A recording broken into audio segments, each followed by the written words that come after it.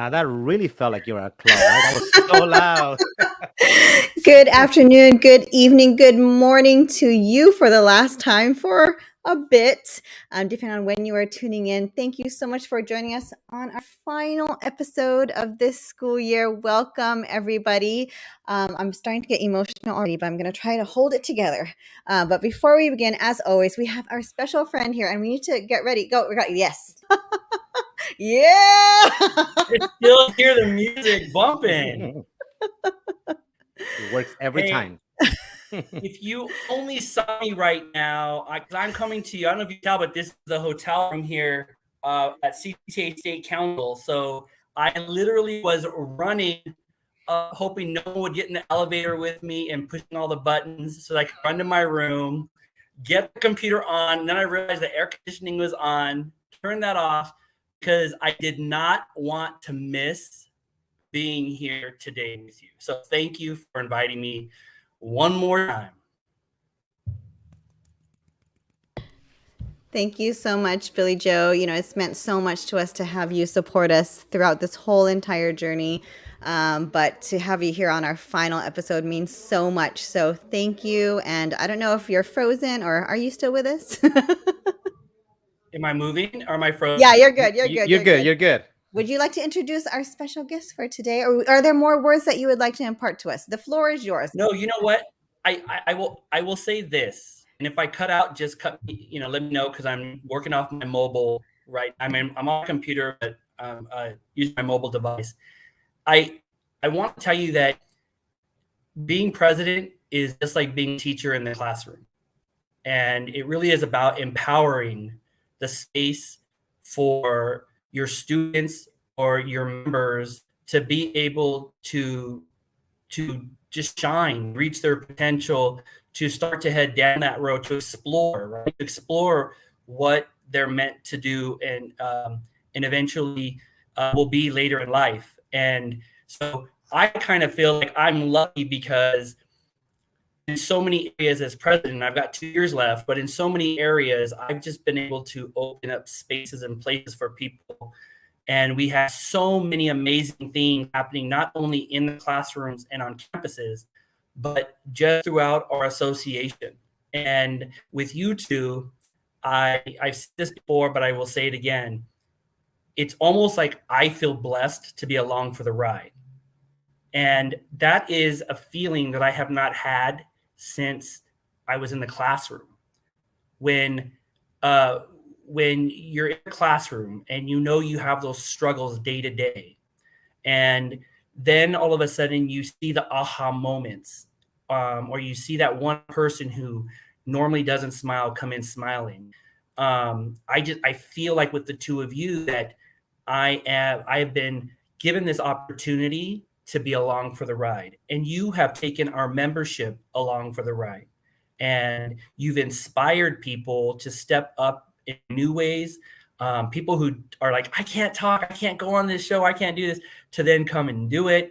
And I want to, lastly, before I talk about who's coming on next, is just say thank you to your families, because I think that whether it's union work or what we do in public education, our families sometimes are the ones who give so much of us away, because they believe in what we're offering for our students and for our union.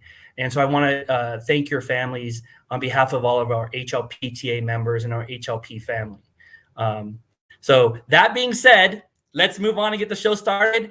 When I heard of your next guest, I was like, gosh, there they go again. Just like pulling stuff out of my head that I would love to see. And so I'm going to let you do the actual introduction, but I just want to say that this person who is coming on today is one of those people that is a lifelong learner, just like us, who understands that none of us know everything. We know something, and we should always want to learn, and who has a heart for doing the right thing.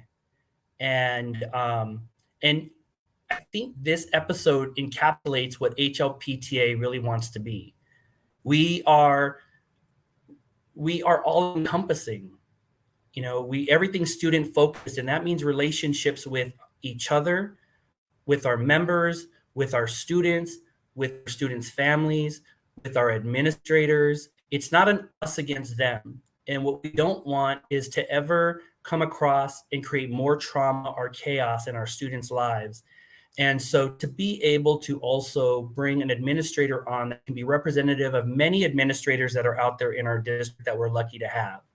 I'm proud again that HLPTA is doing this. So I'm going to say hello to her when she comes on, and then I'll jump out. But I'm going to leave it to you to introduce her. Thank you so much, Billy Joe.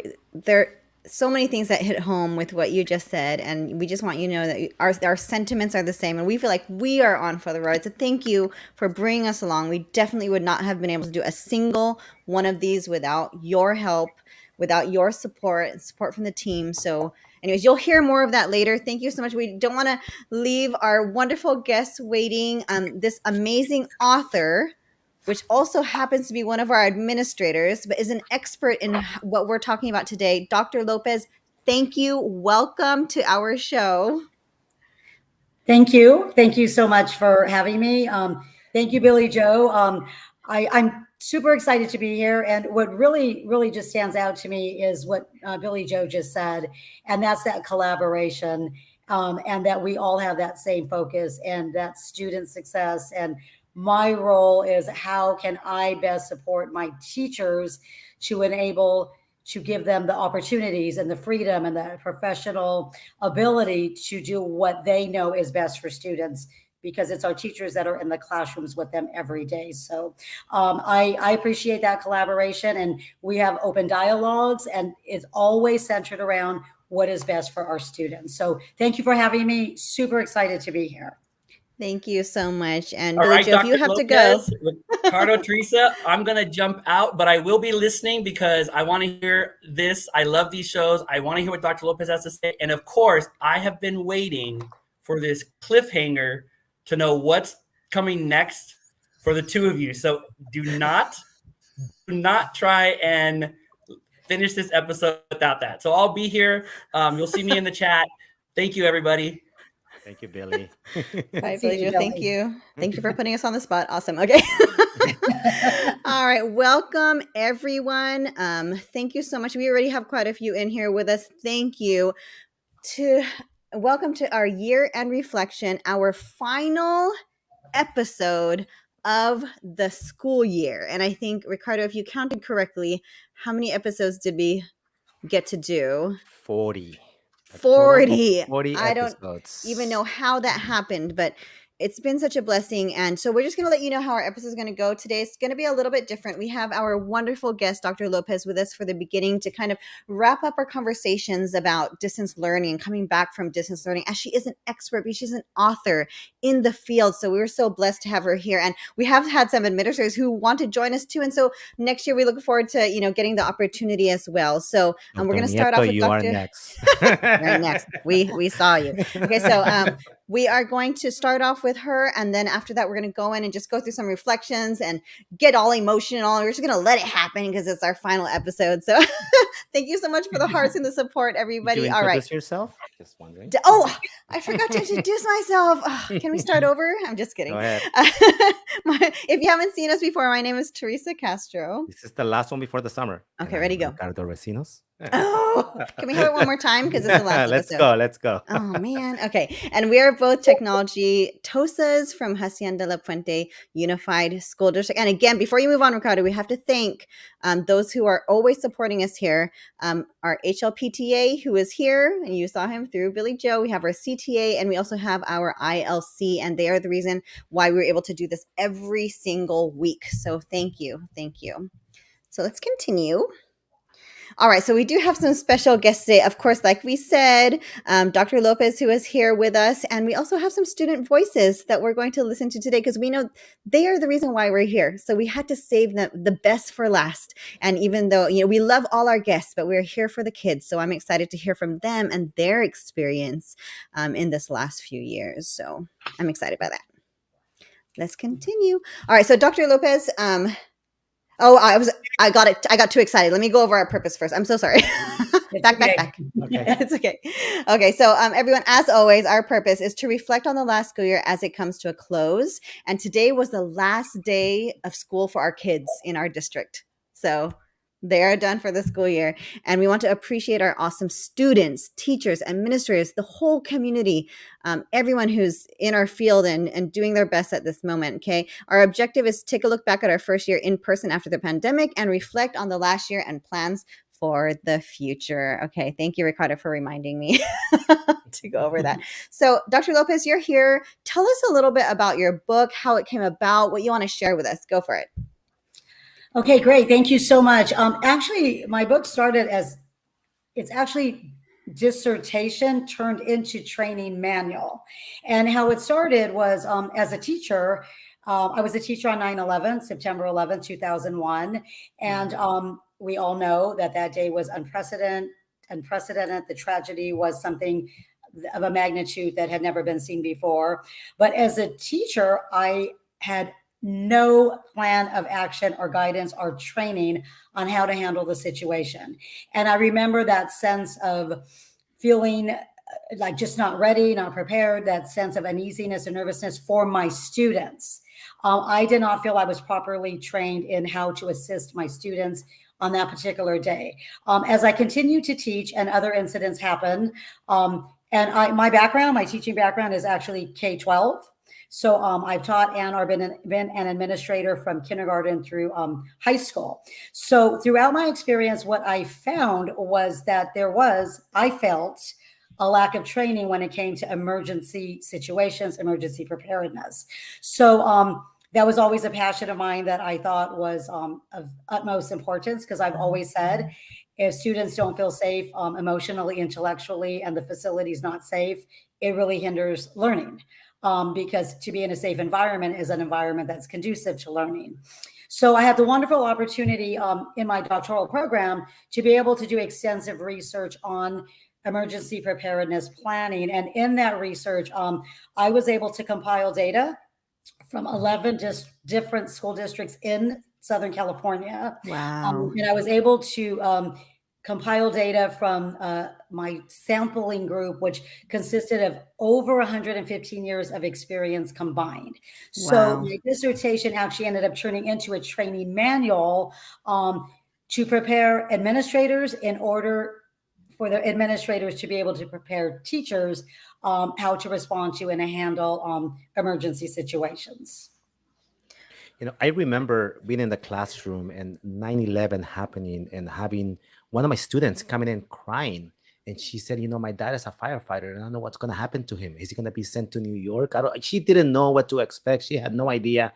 And I hadn't been trained, so I didn't know what to say to her. I didn't know how to help her because none of us were trained for that kind of stuff at the time. I remember that. Yeah. Absolutely. Yeah. So, you said you worked with so many districts. This is just districts in general, right? So how prepared do you feel school districts were in general to respond to the closure of schools? Okay. This is not to the fault of any school districts, but we were not prepared. So my research showed that we were not prepared to the closure of schools related specifically to a pandemic. So prior to the pandemic, all of the research shows that school closures were shorter in time, that they were typically related to weather. And so my research, even though my sample was California, my research actually encompassed like national data. So prior to COVID, typically it was because of weather-related incidents, natural disasters, perhaps environmental issues in communities.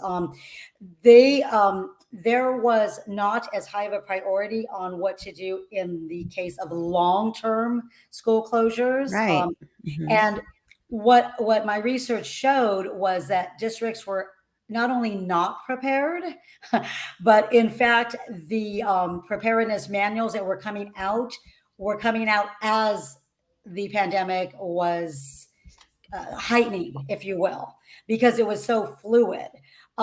So there are manuals with FEMA, the Federal Emergency Management Agency. There are manuals with Homeland Security.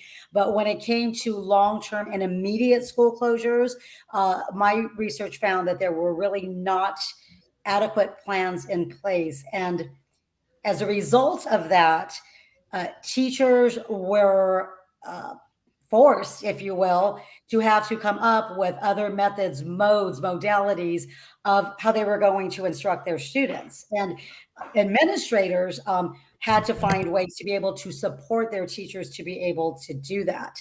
So in general, my research demonstrated that districts were not adequately prepared.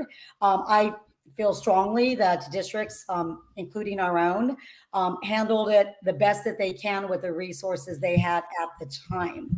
And I feel that it is a huge lesson to be learned, because literally it hadn't happened in 100 years.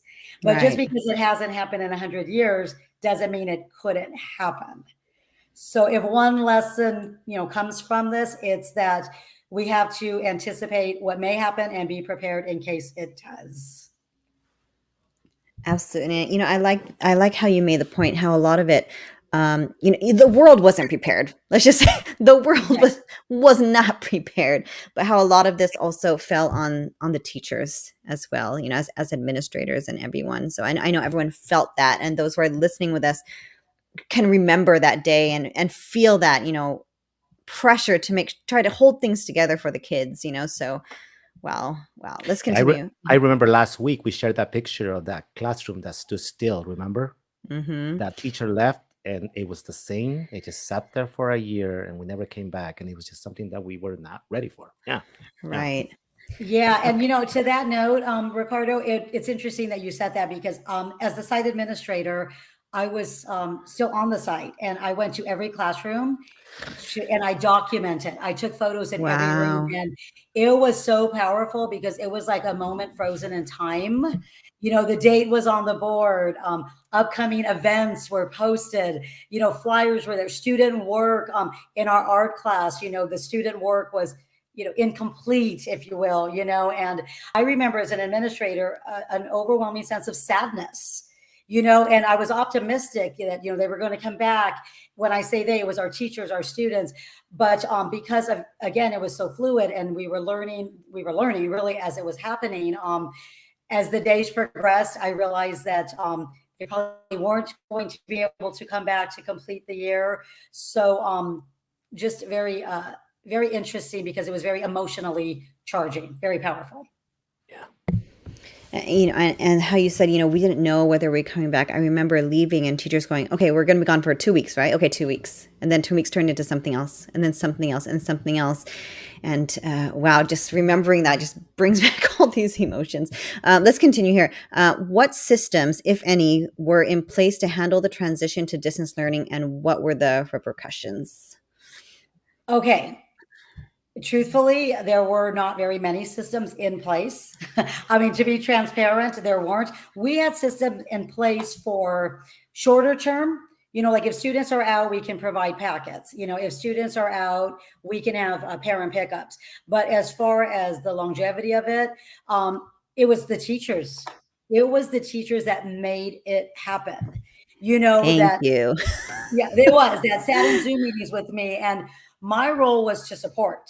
My role, I, as a teacher, I taught for 13 years. I had a good grasp and understanding what it was like to be in the classroom, because I taught for 13 years. However, I never taught during a pandemic. I taught during many other things, but never a pandemic. So as the administrator, I had to really listen to teachers and what they needed. And the other challenge that came with that was many of our teachers had young children of their own. They had children who were also school age. So it became a matter of that balancing, right? And giving teachers permission to, maybe you're just not going to be able to follow the pacing guide, and that's okay. And I will tell you what teachers did. Many of them did. They found creative ways to reach the kids through the screen. I had just at my own site at the time, I had teachers that were asking me, could you please order supplies and make these packets for my kids? We did drive-throughs. I had some that were saying, could you please get this novel into their hands? So the teachers were absolutely the key in keeping as much normalcy as possible and giving kids also the permission and the authority to say it's all going to be okay. Because in many cases, that was their sanctuary for our students. That was their consistency, right? Was at school and their teacher and their classmates. In a very uncertain time with a very uncertain world, they knew that they had school to go to. And so although, and again, it's not exclusive to one particular district. My research really showed that this was across the nation, was that districts were not prepared, and it was the teachers that pulled through with the support of administrators and district offices. Our district office made sure we got laptops into every student's hands. Our district offices made sure that if we were asking for resources, materials, that we had ways, that we were finding ways to get them into the hands of our families. There was one case I'm just going to share because I just love this story. We were doing a drive-up distribution, and I had a young man and his father ride their bike, and they couldn't carry all the materials. They couldn't carry the materials. So they said, we're going to come back. Is that okay? Because we're going to drive home, drop off the first set, and then we're going to drive back. And my assistant principal and I at the time were like, no, we're going to go drop these materials off to your house. We're going to take them to your doorstep. But these were things we didn't know until they were happening. So although there weren't set systems in place, I believe in particular, our district was very, very good about ensuring that we could expedite things and get them into the homes of our families as quickly as possible. I was meeting with some colleagues that when I was at Wilson, and we were talking about our episode today. And then one of my friends, he's not tech savvy. I mean, he tries, but he was telling me, he's like, I was teaching with my heart. That's what he said. I didn't know technology. He's like, I was trying to catch up. I was trying to be able to use it and so on and so on. But everything came out of my heart. And that's how I was trying to reach my kids. And I thought that was so powerful. Mm-hmm. And thank you, Dr. Lopez, for acknowledging the role of the teachers during that time, because blood, sweat, and tears, no joke. We saw the teachers, putting everything they had into keeping this together for the kids, and also keeping things together for their own households, and juggling all these things to give the kids, like you said, some sort of consistency. So thank you for acknowledging that. And also we're so blessed with administrators who, like you said, gave them the permission, allowed them to do what they needed to do, and so we're very fortunate, and we're thankful for administrators like you who do acknowledge what the teachers had to go through, so anyways, let's continue before. What was your experience transitioning from distance learning back to in-person instruction? Okay, that is such a great question, because not only did I transition back to in person, but I actually also changed school sites. So, Wow. it was a challenge, but we overcame it, and it was, again, giving that permission to transition back at a pace that was appropriate for teachers, for support staff, and for students. So, not welcome back. It's the first day of school. Okay, here you go. Here's your calendar. Get it all done. By grading period. It was what one of the challenges I saw was that many teachers then got so comfortable with the virtual platform that I walked into some classrooms and everything was the virtual platform. Like all the kids were on their laptops, and I'm like, wait a minute, they're back, so things like that, and the teacher saying, oh my gosh, yes, there's nothing more they want than the personal interaction. So for me personally, the transition was one in which we literally took it step by step, phase by phase, made sure that school was a safe and comfortable place for everyone, the adults and the students. And again, understanding that we did have many staff members that had been home for a year and a half or even longer with maybe their children, or their routines had to change. So working with accommodating the adult needs, because if the adults are healthy, then we're healthy for our students. Yes. And with that comes that relationship piece, right? The building the relationships and taking the time to understand where people are coming from. We have to be our best self to be the best we can for our kids. Wow, that's very powerful. So, you kind of answered it in this question already, but what did you notice with the teachers, students, and their families during this transition to this year? Anything that stood out to you? Yeah. Okay. With teachers were ready. I noticed that teachers were ready. They were ready. Mentally, they were happy. They were happy to be back in their classrooms. There's just no greater place, for the classroom teacher than to be in your classroom. So a lot of optimism. People were very optimistic. A lot Yes. of relief. That we felt. Of course, we had the variant. In January, but for the most part, a sense of relief, like of that getting back to normal, like the normalcy. So what I noticed was a huge sense of anticipation. People were happy to be back, Yes. but Mhm. also a little bit of a sense of nervousness. What if it happens Mm. again? What if, for some reason we have to shut down, but also definitely a level of preparedness and being better prepared should we have to go in a different direction. Students, I will tell you 100%, students were so happy to be on campus. Um, as Oh, administrators, one of the things we brainstormed on was the what ifs, right? What yes. happens? We have all these protocols. And what happens if kids don't want to wear their mask? What happens if kids don't stand 6 feet apart? What happens if they don't want to use, the protective shields? We had all of these what ifs, right? Which is good because that way you're proactive. What Yes. I noticed that stood out to me was the complete opposite. That students wanted to be Oh, back on their campus so badly that it was a non-issue. they would If do you anything to Yeah, come if you need back. me to wear a mask, I'll wear Wow. a mask. If you need me to stand 6 feet in the lunch line, I will stand 6 feet in the lunch line. Wow. So definitely with students, I noticed that there was such a desire for them to be back with the social interaction and Oh, with that one-on-one with their teachers and the routine, right, of waiting in a lunch line.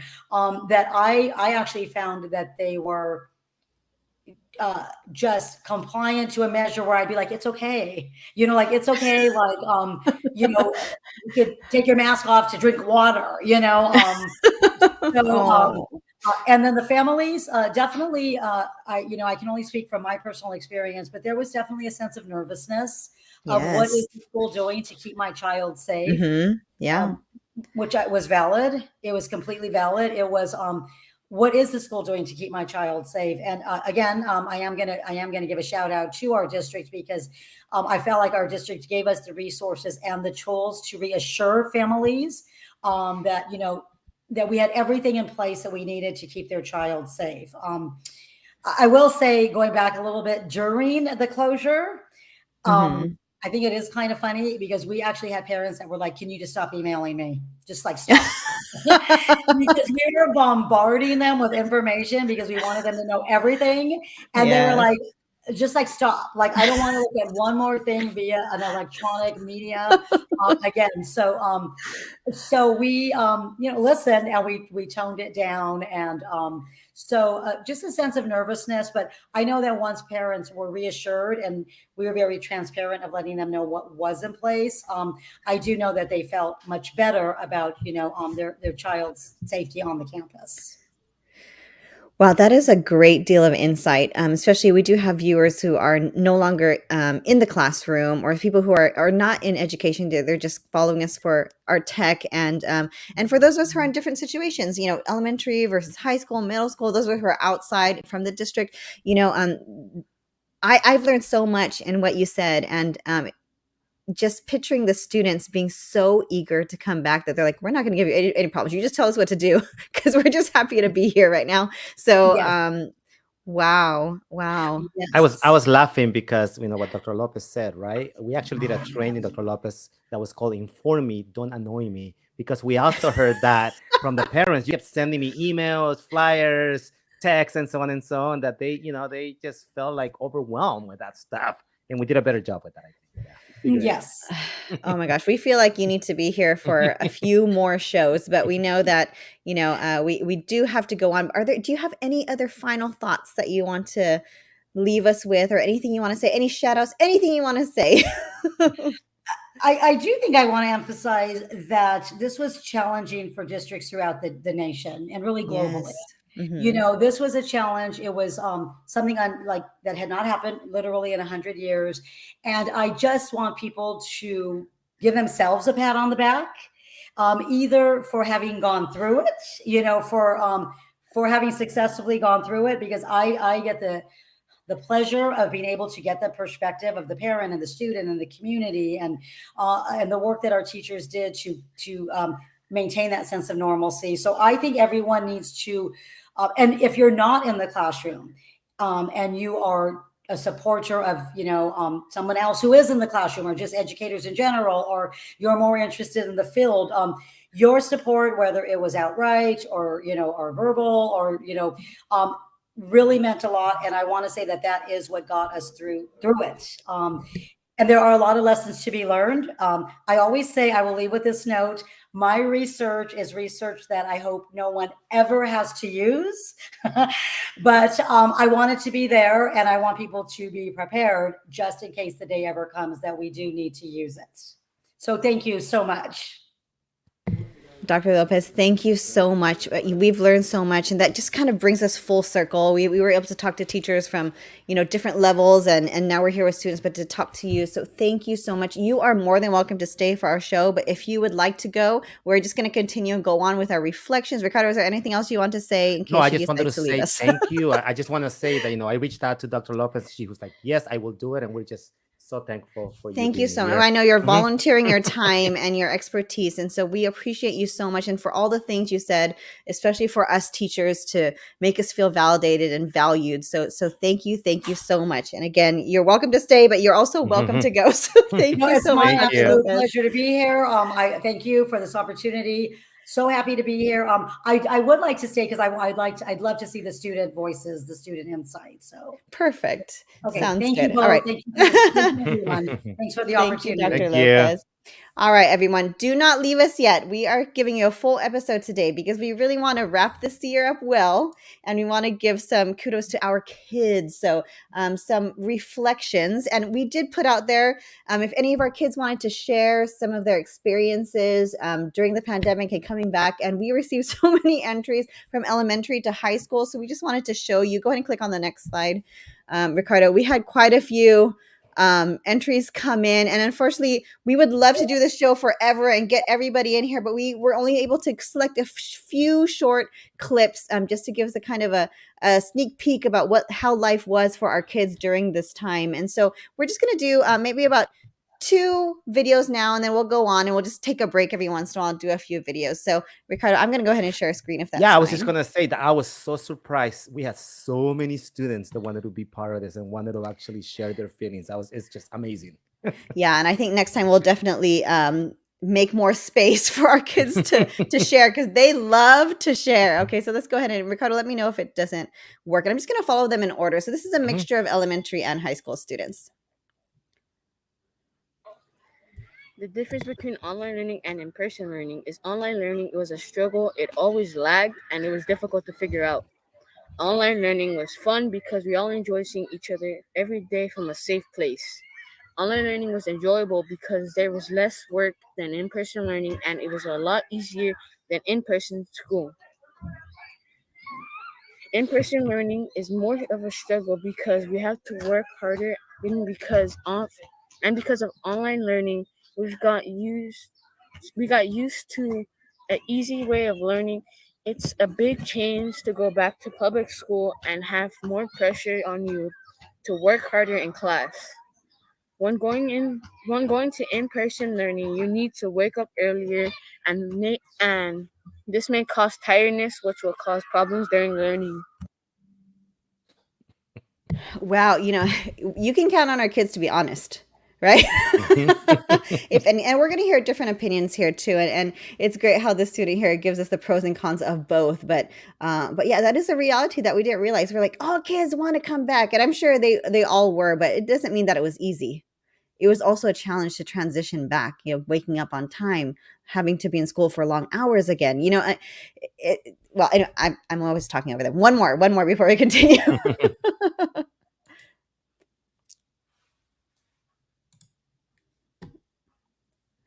I'm going to, of course, it's going to lag on me right now.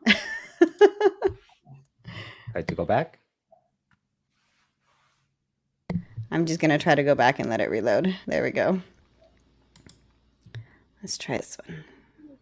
Hi, my name is Nevaeh Gray, and I'm going to be sharing my experience of distance learning versus back to face-to-face learning. So my distance learning, I was worried at first. Why? Because it was new. I didn't really know technology, and I was still getting the hang of it. So I was so confused once the school went off. Then they started to introduce Zoom, and I was like, "What is Zoom?" Well, and I got the hang of it after a while, of course. Online testing was different because we saw each other on screens, which is pretty rude. And then, getting stuff done was hard because sometimes the Wi-Fi would go out since everybody was on the Wi-Fi, and so it would just crumble and stuff. And finally, it ended. Then we went back to face-to-face, but we still have to wear masks. I still feel safe with the mask. It's been a lot easier, for sure, because I'm not good with technology that much and stuff. I really like that stuff are easier now, because it was a lot harder on distance learning, because you had to figure it out on your own, basically. Still use the technology stuff like Preparedness and stuff, but yeah, it's been a lot easier ever since I came back. The only thing I hate is that I cannot actually. I have to wear masks and stuff, but because I have to be safe still. So, hi, my name is.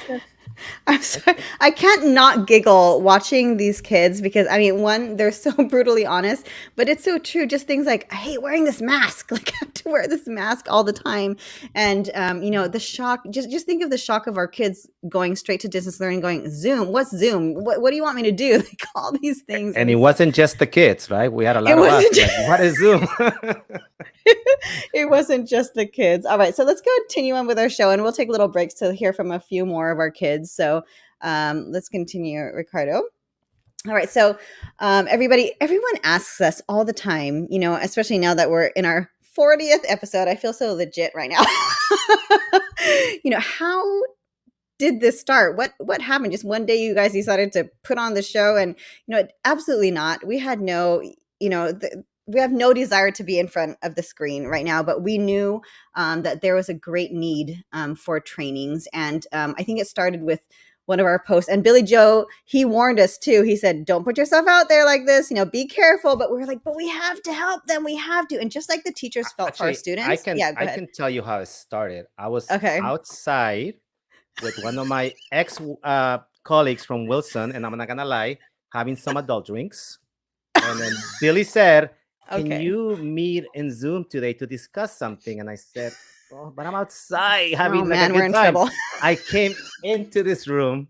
I went on Zoom and I got together with Billy and other people we're going to thank later, right? And Dr. Lopez, as I was in Zoom, we're meeting, we're talking. All of a sudden, my door opens and one of my colleagues comes in and he has like adult drinks. Oh, okay. What are you doing in there? I don't know which direction you're going here. I might have to save you. But that's how it started. I'm not lying. Like I was outside enjoying my summer, and that's how this began. Let's be honest. Okay, I'm going to go back to my wholesome version of the story. I think we were in the pandemic, and we saw our teachers flailing. We were all kind of drowning, just trying our best to stay afloat, and we're like, what do you need? What is it? Just tell us. Do you need trainings? Do you need refreshers? Do you need help? Like, just tell us what you want, because we want to help, but we don't know what they need exactly. And so we posted this online, and Billy Joe's like, you're making yourself Voldemort right now. But it was too late, because we already posted it. And you could see we got over 100 responses from teachers saying, this is what I need. I need a refresher on this. I just need you to save me. I just need you to sub for my class. Help me out. Give me a day. There were so many things. And I think the teachers really needed, of course, training. They needed refreshers, but they also needed an avenue to be able to vent about what they were going through. So that is really how it started. And as we went through the comments, we said, you know what? Aside from the venting, which was true and also somewhat comical depending on the teacher, we saw the need for training and saw the need for refreshers. And we didn't always have the time to do that. When we were on the pandemic, we did have our weekly tech trainings with our district, but some teachers were like, no, I'm still in class right now. Like, I can't go there right away. So we had to figure out a new way of providing PDs. And what we ended up thinking of was, you know what, we'll provide the PDs, and then the teachers will just watch on demand whenever they can. And we will ask them what they want to see. We'll do a training on it, and they can just watch it whenever they can. And that's how it started. And I think we were coming back from distance learning, and the teachers said, we had this new platform we've only used for a year. And they said, we don't remember how to set it up. Can you help us? And that's where it began. It started on our very, very first episode before the beginning of the school year. And yes, so Ricardo's story is a true story that really happened. And we asked them, you know what, can we do this? Can we do this for our teachers? It is voluntary. No one's getting paid for this, but they need it. If they're willing to come, great. And if not, it's fine. And they said, you know what, we'll back you up. We'll back you up. We'll support you. Go ahead and do this for our teachers. If they can come, they can. It's all voluntary. And we did. And we had over 100 teachers with us volunteering their time just to make sure they had everything together Not for only when the teachers kids from came our back. district, but we had teachers from other districts joining us. Yes, I remember. We did. We had teachers from other districts going, okay, we need to refresh on that too. And our districts did their very best. They did the very best, but the teachers needed specific things, and we were running out of time. So that is how it started. That's how it began. Anyway, so let's go ahead and continue. So we did want to talk a little bit about those people that we were referring to earlier who pulled us onto this Zoom meeting, and kind of we didn't know what we were getting into, but it all sounded great. And so our wonderful president, whom you have seen many times, Billy Joe Wright, our HLPTA president, he was like, you know what? I'm here to support teachers, but I'm here to support you, because if I support you, you can also support the teachers. And so we're like, what is he talking about? Okay, here we go. Let's go. And so he pulled us in with these amazing people from CTA. We have Brian Guerrero, I always say all the names wrong, who is, let me see if I get it right, Instruction and Professional Development Staff for Division 3 for CTA. And then we also have a CTA staff over here, Kelly Iwamoto, and he introduced us to them. And they said, okay, that's what you want to accomplish. You want to support your teachers. Here's how we can help you. And so this is, we're here because of them. So we thank them so much for supporting us, and saying, you know what, these are the topics you should do. Here's how you support your teachers. Ricardo, is there anything you want to say on this one? Oh, I'm yeah, just like blabbing. I remember, again, I remember going to that Zoom meeting, and then, Brian and Billy and Kelly talking about ILC and presenting this opportunity, thinking that, it would be good for us, it would be a great opportunity for us to get out there and do professional development by teachers, for our teachers. And this opportunity came, and I think you and me were really blessed at the time to be there at the right time and to be able to volunteer our time to do this. And I think the rest is history when it comes to this first year. And I think what you said was key. Their thing was, we want training for teachers by teachers. And so I think we have been blessed, us being teachers and also being able to bring in guests who are teachers as well. And yeah, I mean, so much to say there. Yeah, but you said it best. It would not happen, if it wasn't for these amazing people Mhm. right here that gave us the We opportunity. would have tried. I think we would have tried, knowing us, but we wouldn't have gotten the reach that we would have got that we have received from them. So we've been able to help our teachers in our districts, other states, through the country, and worldwide at this point. So not for us, but for the teachers and for the kids. So thank you, thank you. I know you're not with us on the air right now, but thank you so much. We can't say it enough. Thank So you. before we continue, let's watch a few more videos from our kids. So I'm going to share a screen with you. All right, here we go. So let's listen to what's our third one, right? Okay, here we go. Going from distance learning back to in person is very different because when we were distance learning, we would just be in our room on our laptops, maybe in our bed, or if we had a desk, just sitting down. And sometimes we'd be tired, so take a nap during classes and not really paying attention that much, or just not be paying attention due to other causes in the house, like maybe a TV or siblings or parents coming into your room and talking to you and distracting you from the work. And you could just turn off your camera, your mic, and the teacher wouldn't really know if you were there unless they called on you or if they mandatory cameras on or mics on. So that's like the main cause. And then also there was only 3 classes per day, which ended up ending at 12 something. I don't remember the time, but at 12, and then just um, after that you could do whatever. But since going back to regular, it's all day, 6 classes long till 2:55. Seeing everyone, being in person, being in contact with everyone is way different. And at first, it was hard to get used to because of the sleeping arrangements and waking up. But now it's pretty cool being back with friends and seeing other people during school.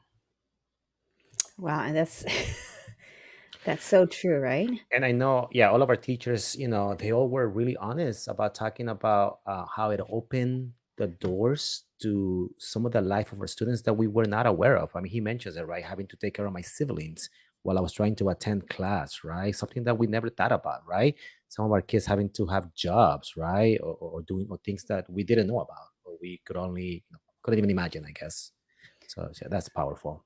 Yeah, absolutely. And that transition back of having to adjust again to waking up on time, to have the endurance to be at school for that long. You don't think it's a big deal, but it is. These are kids growing. You got them used to something for over a year, and now they're expected to come back. But overall, still happy to see one another. So let's watch one more before we continue. Distance learning was hard for everyone. It was something new to all of us, teachers and students. And honestly, it was very hard to stay motivated last year just because we didn't know what was going to happen or if things were going to go back to normal. And we all were kind of hoping that it would, but unfortunately, we all had to adapt of a new way of life. The pandemic totally changed everybody's life, and coming back to school, it's brought more challenges because we had to go a whole year changing the way we knew how to do things to now coming back, figuring out how we were going to change, our schedules and our lives back to how they used to be, even though things would never be completely the same as how they were.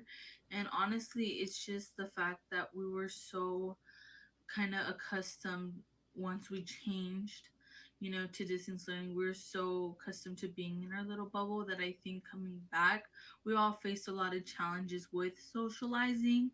And when we came back to regular school face to face, it was kind of discouraging and a little bit nerve wracking for all the students because, we had been so comfortable in our little zone that when we came back, we just didn't know what to do and we didn't feel like socializing. That I think that's something that we overcame.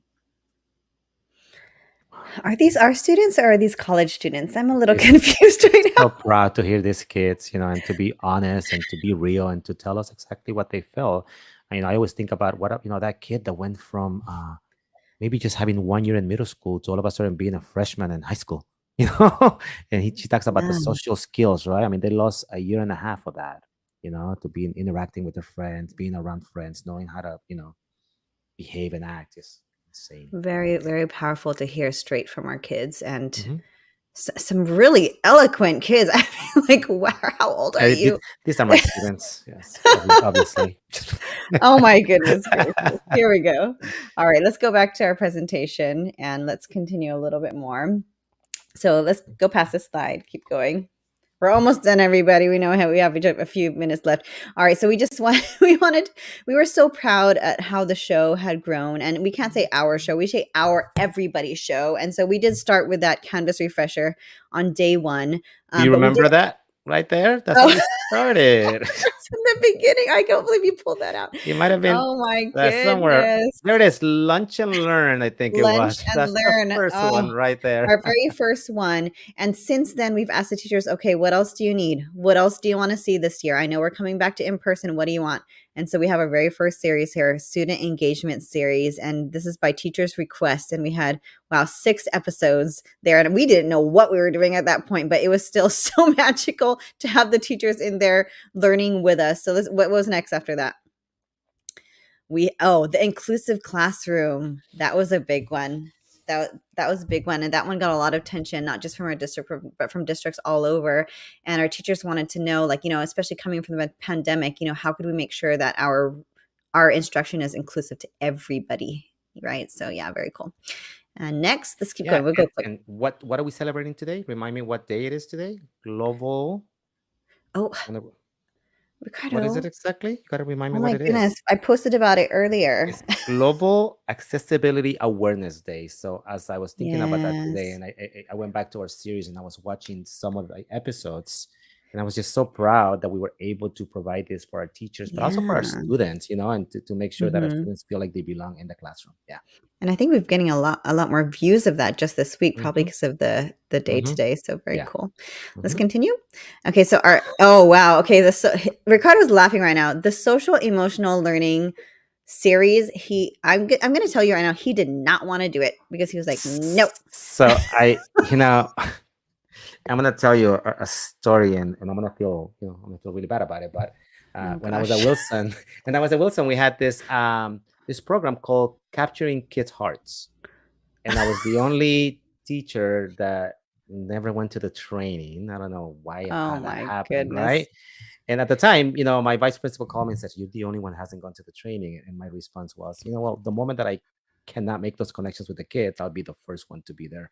And so I've always been very, I wouldn't say negative, but I didn't buy in, if you want to put it that way. So when I saw this idea that came from our teachers about social and emotional learning series, I was like, it's gonna be one show. That's it. It's gonna be one show.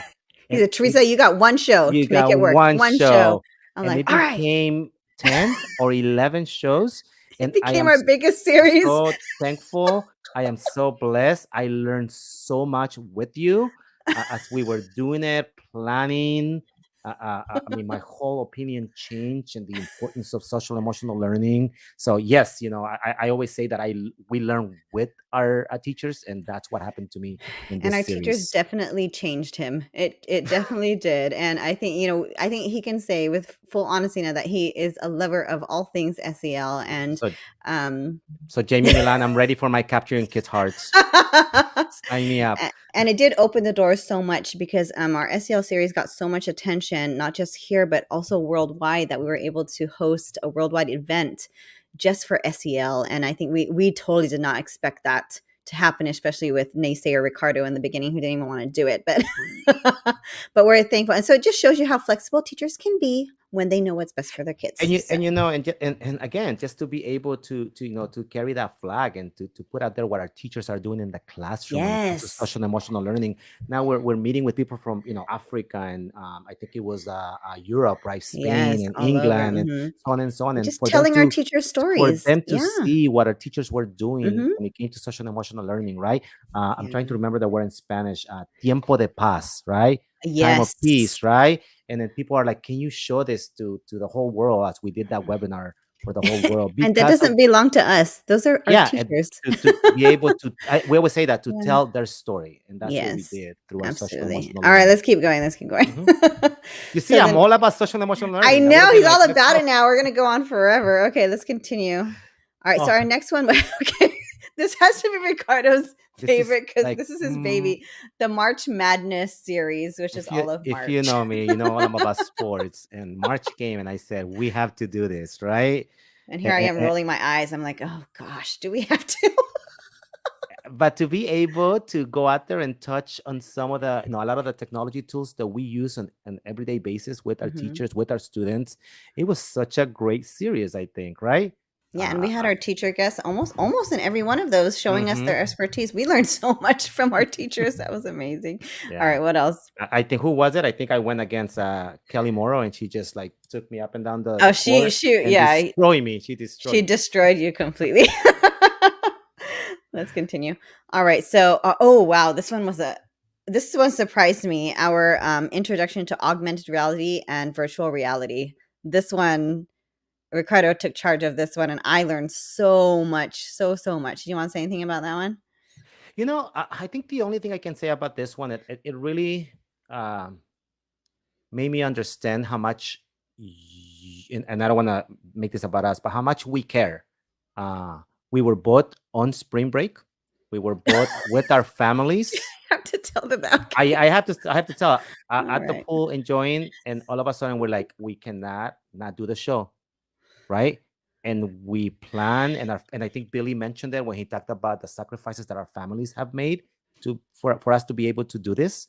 And we were out there, sitting next to each other. I think it was like midnight, trying to plan and put it together, so we were able to come out with this amazing series, probably one of my favorites, right? When we talked about how students can be creators of augmented reality and virtual reality, and we're really, really excited about that, especially when we have been able to go and see it with our TK students using it, right?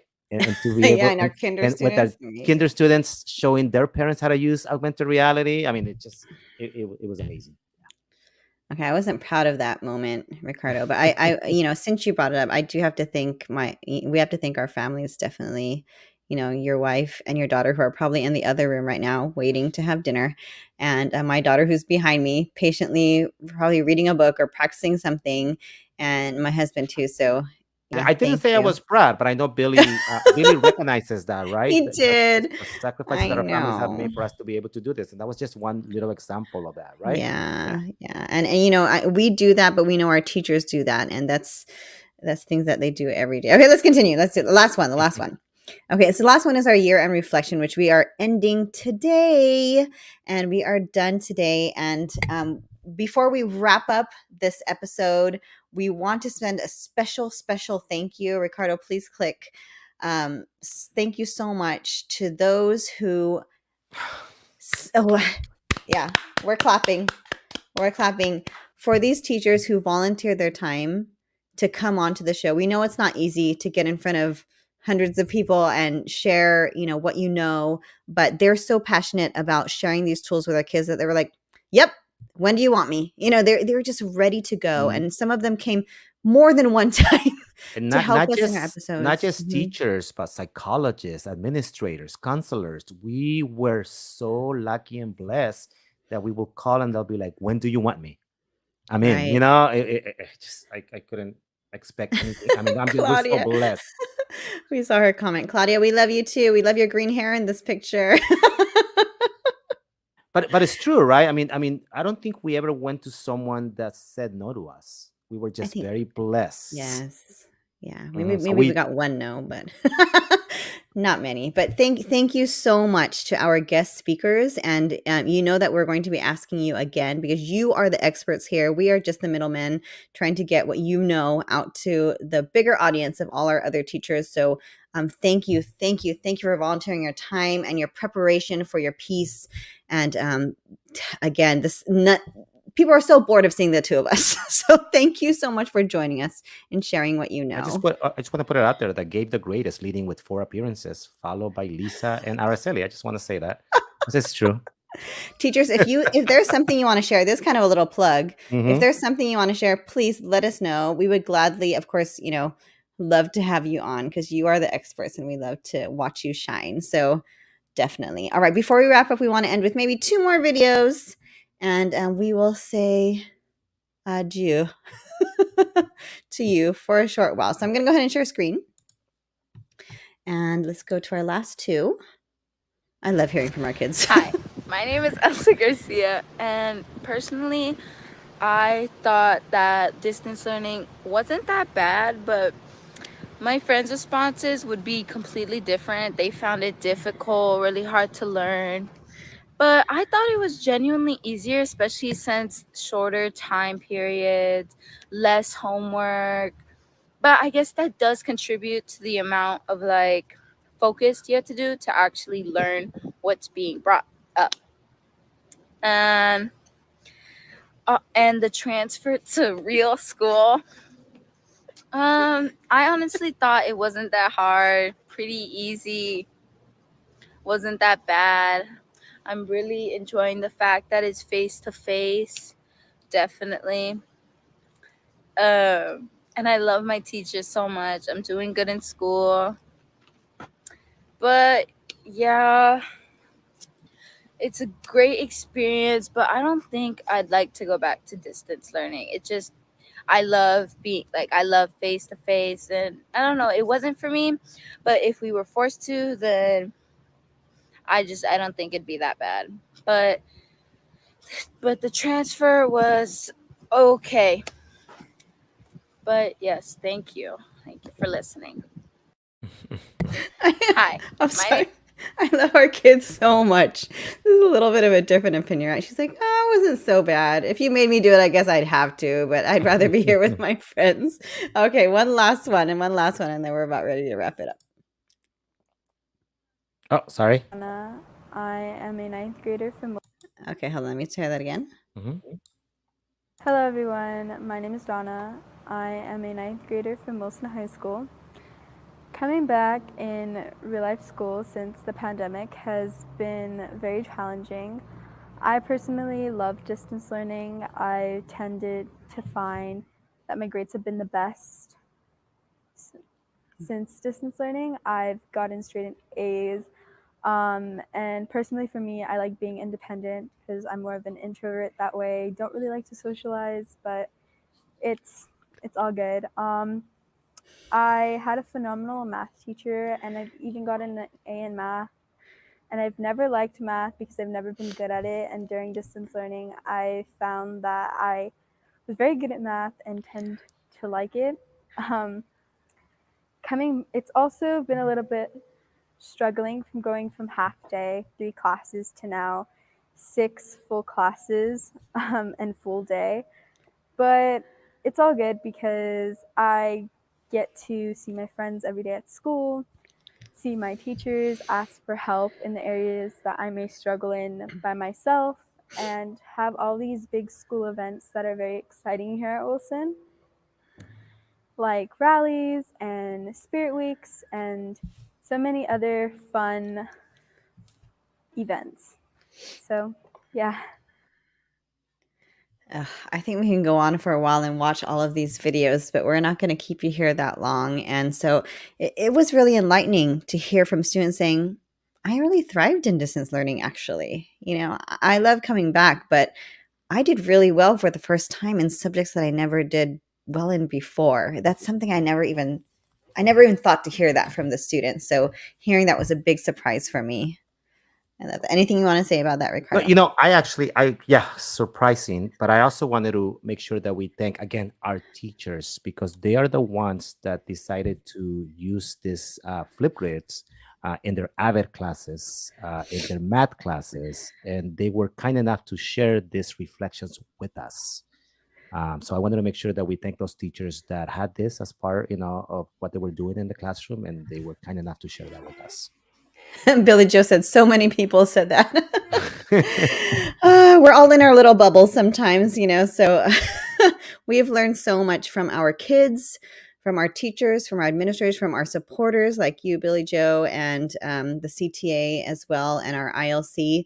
And I wished I had, really prepared for this last episode a little bit more, but this is what it is, always informal, and we can't thank you enough. And we know Ricardo kind of left you on a cliffhanger about what's happening in the future. He didn't mean to. He just didn't want to answer the question. We run out of time, and I'm sticking to that story. That's the way I see it. I mean, honestly, all we can really say about the future is that we love what we do, and we know it's a work of heart. And this was our passion project to be able to help teachers, just like our teachers are passionate about what they do, and they volunteer their time. And I don't see us, if allowed to, we would love to keep going and providing trainings that the teachers need. And what is it, Ricardo? I see you bringing something in. What are you doing? Short term, that Oh, wow. I'm one of those people that does not dance, so I Oh can't my goodness. go Okay. much into detail about what this is going to be. But we were very, I think, lucky and proud to be asked to be part of something really amazing. I can show you just this little part right now. Oh my gosh.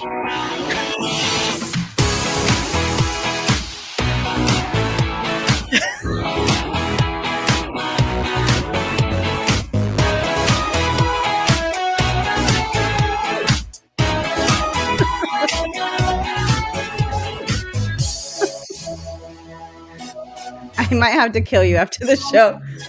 I guess, what was it again? We signed a, what are they called, Teresa, again? NDA. NDA, so we can discuss much Exactly what it more. is. But it's coming soon. And Billy Joe, I hope you're satisfied with what Ricardo has shared. Yeah, we are part of a fun project. Yes, dancing was involved. We can't share much more. I have to say that would not happen if it wasn't for the amazing opportunities that this ILC opportunity that was put in front of us has given us. Yeah. And now we have to say thank you to Flipgrid, because there were just a very few select for us to be part of this project. So we thank you for letting us be part of this. So everyone, just keep a lookout for it. It's a fun project. It's coming up. Oh, I'm not stopping there now. Wait, hold on, now you got me going. Hold on. Since I said thank you to Flipgrid for that project is all about accessibility, and that is what we're passionate about. So we thank you for letting us be part of that project, which we can't say much more about, but it's coming. Okay, go ahead. What is it, Ricardo? I'm not stopping there. And I just have to say that this is such an honor to be able to represent our HLPTA teachers and continue to tell their stories, as we were selected to present at InstructureCon. InstructureCon. The big conference of the year. So during summer. So yeah, so that's actually great. So yeah, I'm giving you what's going on this summer, but I'll end with this. Next week, I'm gonna be standing right here. Okay, you wanted me to talk about what I'm gonna be doing? I'm gonna be standing right here in Hawaii. And I thought you weren't gonna share anything. He really came prepared. You shocked me. Okay, fine. If you're gonna share, you have to share one last thing then. What else am I sharing? What's coming up? I don't know if we're allowed to say. We can. So that's okay, fine. All right, there's one more thing. It's just going to be a mystery, and it'll surprise you one day.